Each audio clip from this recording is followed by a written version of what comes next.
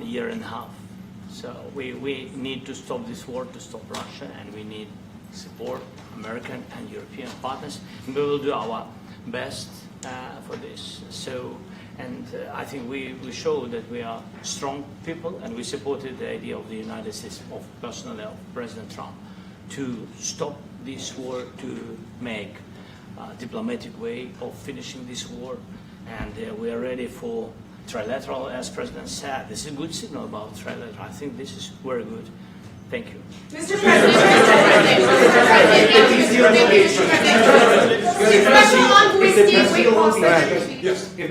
if the peace deal will be achieved, are you going to be willing to send American peacekeepers to Ukraine?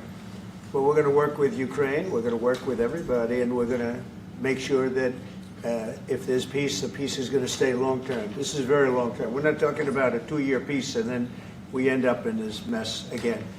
We're going to make sure that everything's good. We'll work with Russia. We're going to work with Ukraine, and we're going to make sure it works. And I think if we can get to peace, it's going to work. I have no doubt about it. Your team has talked about security guarantees. Could that involve U.S. troops? Would you roll that out in the future? We'll let you know that maybe later today. We're meeting with 7 great leaders of great countries also, and we'll be talking about that. They'll all be involved, but there'll be a lot of help when it comes to security. There's going to be a lot of help. It's going to be good. They are first line of defense because they're there. They're Europe, but we're going to help them out also. We'll be involved. Mr. President, Vladimir Putin mentioned that the war will not end without addressing the root causes of this war. Have you had an understanding what are the root causes of this war? Well, look, the war is going to end. When it ends, I can't tell you, but the war is going to end, and this gentleman wants it to end, and Vladimir Putin wants it to end. I think the whole world is tired of it, and we're going to get it ended. It was, I've done 6 wars. I've ended 6 wars, and I thought this maybe would be the easiest one, and it's not the easiest one. It's a tough one.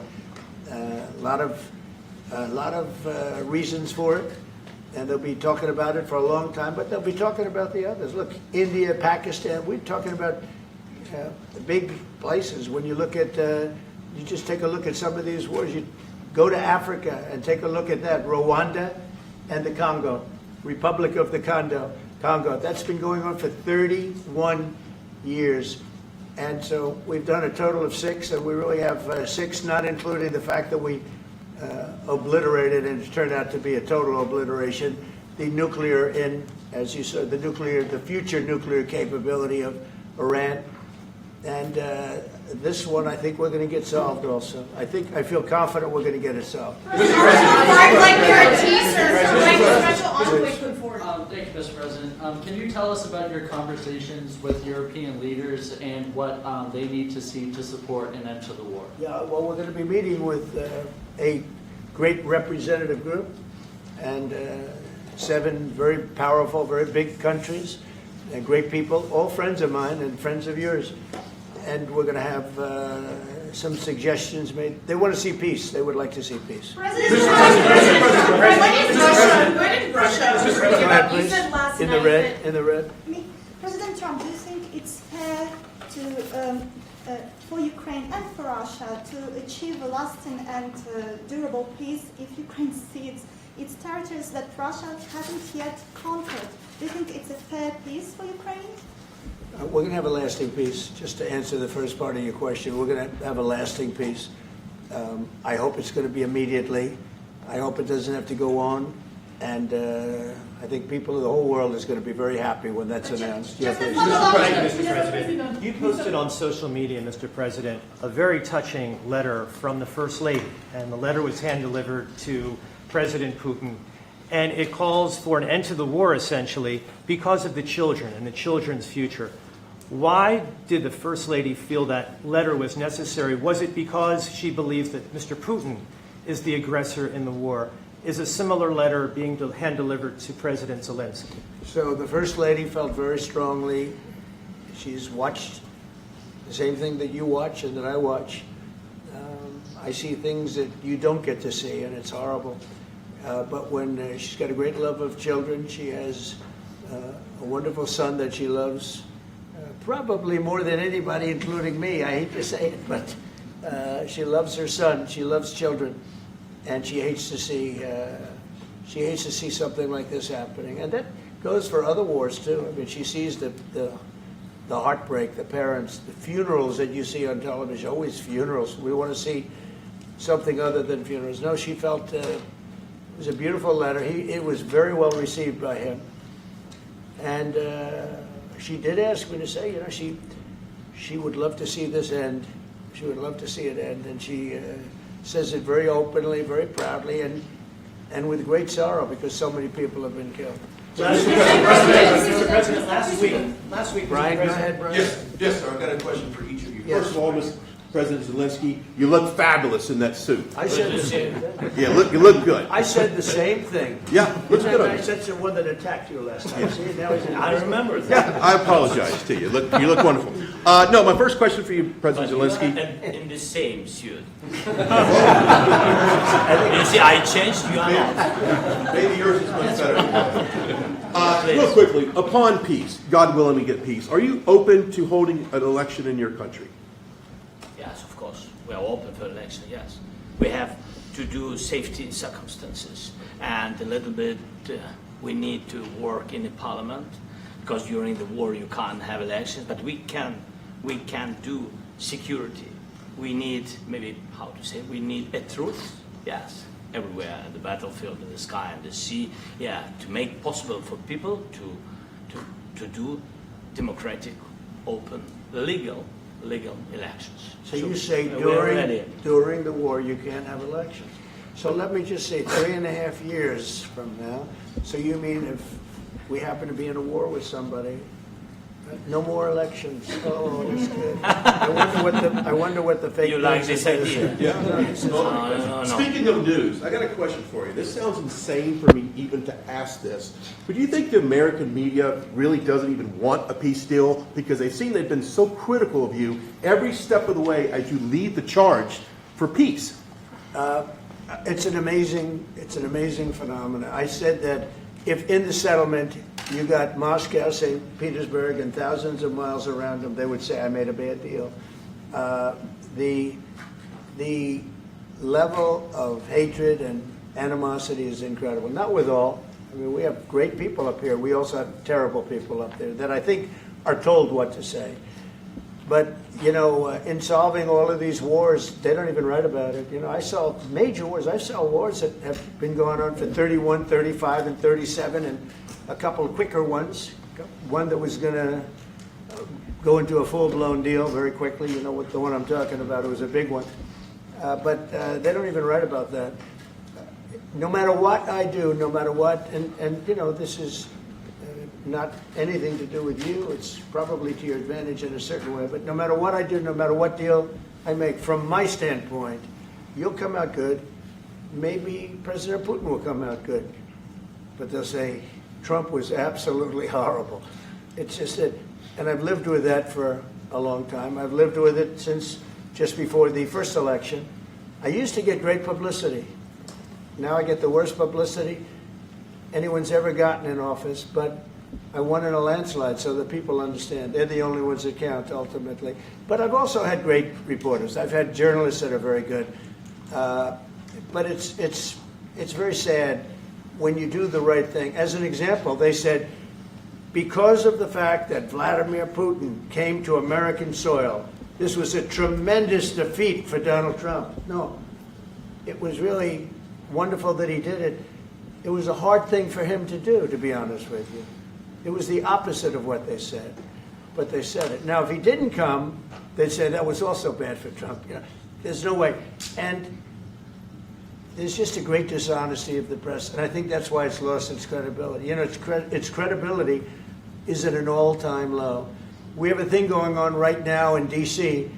We went from the most unsafe place anywhere to a place that now friends are calling me up, Democrats are calling me up, and they're saying, sir, I want to thank you. My wife and I went out to dinner last night for the first time in 4 years, and Washington, D.C. is safe, and you did that in 4 days. I'll tell you it's safe. I had another friend of mine, he has a son who's a great golfer. He's on tour, and he came in fourth yesterday in the big tournament where Scotty Scheffler made the great shot. And he said his son is going to dinner in Washington, D.C. tonight. I said, would you have allowed that to happen a year ago? He said, no way, no way. He said, what you've done is incredible. And I think the people realize it. But the press says, he's a dictator, he's trying to take over. No, all I want is security for our people. But people that haven't gone out to dinner in Washington, D.C. in 2 years are going out to dinner. And the restaurants the last 2 days were busier than they've been in a long time. Thank Sir, you. I walked around yesterday with MTG. If you could walk around with DC with MTG and not be attacked, the city is safe. Yes. Thank you, Mr. President. Last week you warned of what you called severe consequences if a 30-day ceasefire or any type of ceasefire were not agreed to by Russia. Will there be severe consequences? Does that change because of your I don't meeting think you with need a President Putin? ceasefire. You know, if you look at the 6 deals that I settled this year, they were all at war. I didn't do any ceasefires. And I know that it might be good to have, but I can also understand strategically why, well, you know, one country or the other wouldn't want it. You have a ceasefire and they rebuild and rebuild and rebuild, and, you know, maybe they don't want that. But if you look at the 6 deals that we made peace and you know, long-term, long-running wars, I didn't do any ceasefires. Would I like the concept. You know, I like the concept of a ceasefire for one reason, because you'd stop killing people immediately, as opposed to in 2 weeks or 1 week or whatever it takes. But we can work a deal where we're working on a peace deal while they're fighting. They have to fight. I wish they could stop. I'd like them to stop. But strategically, that could be a disadvantage for one side or the other. But all of these deals I made without even the mention of the words ceasefire. President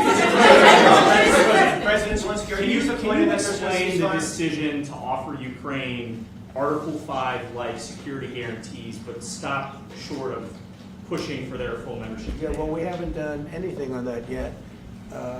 If you look back and you go back long before President Putin, it was always a statement that they would never allow Ukraine into NATO. So that was a statement that was made, but we haven't discussed any of that yet. We're going to be discussing it today.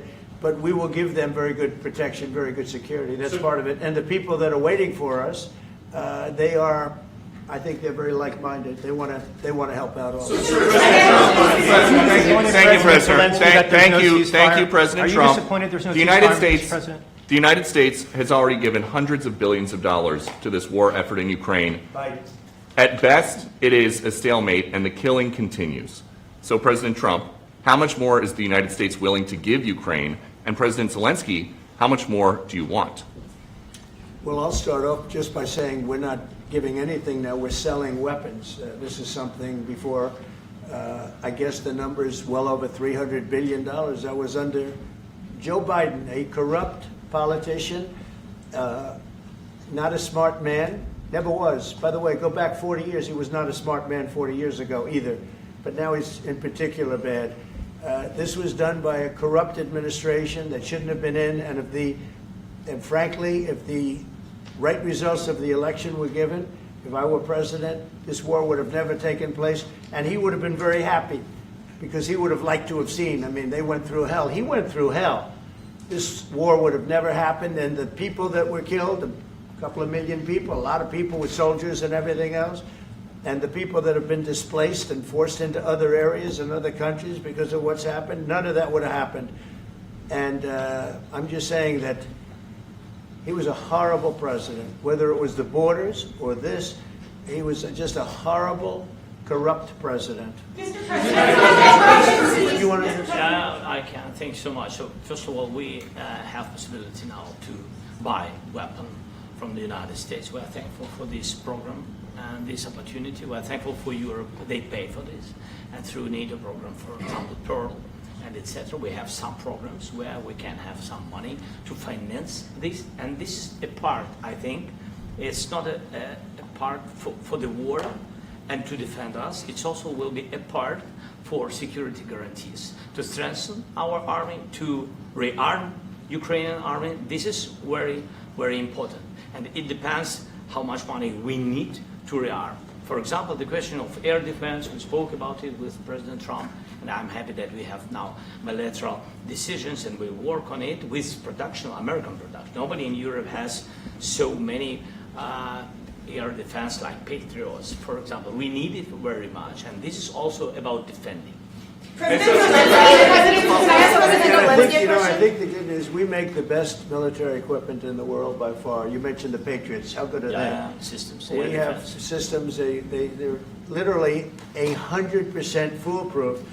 And it's really like shooting two bullets, two bullets hitting each other in the air in a space like this. The chance is 100%. It's 99 to 100%. So we sell the equipment to NATO.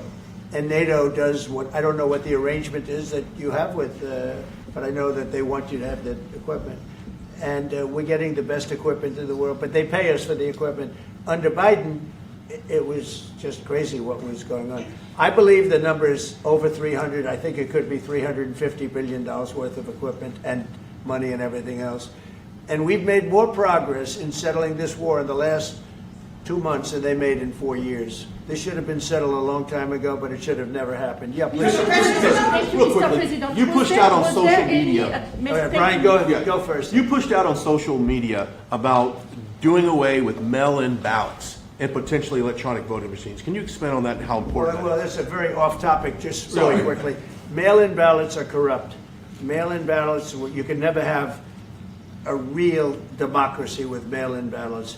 And we, as a Republican Party, are going to do everything possible that we get rid of mail-in ballots. We're going to start with an executive order that's being written right now by the best lawyers in the country to end mail-in ballots because they're corrupt. And you know that we're the only country in the world, I believe, I may be wrong, but just about the only country in the world that uses them because of what's happened. Massive fraud all over the place. The other thing we want change are the machines. For all of the money they spend, it's approximately 10 times more expensive than paper ballots. And paper ballots are very sophisticated with the watermark paper and everything else. We would get secure elections. We'd get much faster results. The machines, they say we're going to have the results in 2 weeks. With paper ballots, you have the results that night. Most people, many countries use paper ballots. It's the most secure form. So between paper ballots, very, very important, paper ballots, and I think maybe even more important, the mail-in voting. We're going to end mail-in voting. It's a fraud. If you have mail-in vote, even Jimmy Carter with this commission, they set it up. He said the one thing about mail-in voting, you will never have an honest election if you have mail-in. And it's time that the Republicans get tough and stop it because the Democrats want it. It's the only way they can get elected. Because with men and women's sports and with transgender for everybody and open borders and all of the horrible things, and now the new thing is they love crime. They're fighting me on the fact that I've made Washington, D.C. safe. We're not going to get mugged, beaten up, or killed like all the people you've been watching get so badly hurt. I'm glad, I hate to take your time in this, but I'm glad you asked me that question. Sorry. We're going to stop mail-in ballots because it's corrupt. When you go to a voting booth and you do it the right way and you go to a state that runs it properly, you go in, they even ask me. They asked me for my license plate, for identity. I said, I don't know if I have it. They said, sir, you have to have it. I was very impressed, actually. But it's very hard to cheat with mail-in voting. As you know what happens in California, it's so corrupt, where some people get 5, 6, 7 ballots delivered to them. Now, we got to stop mail-in voting, and the Republicans have to lead the charge. The Democrats want it because they have horrible policy. If you have mail-in voting, you're not going to have many Democrats get elected. That's bigger than anything having to do with redistricting, believe me. And the Republicans have to get smart. We're not going to have a country. I said for a long time at rallies, you need borders and you need free and fair elections. Those two things, otherwise you don't have. We have strong borders now.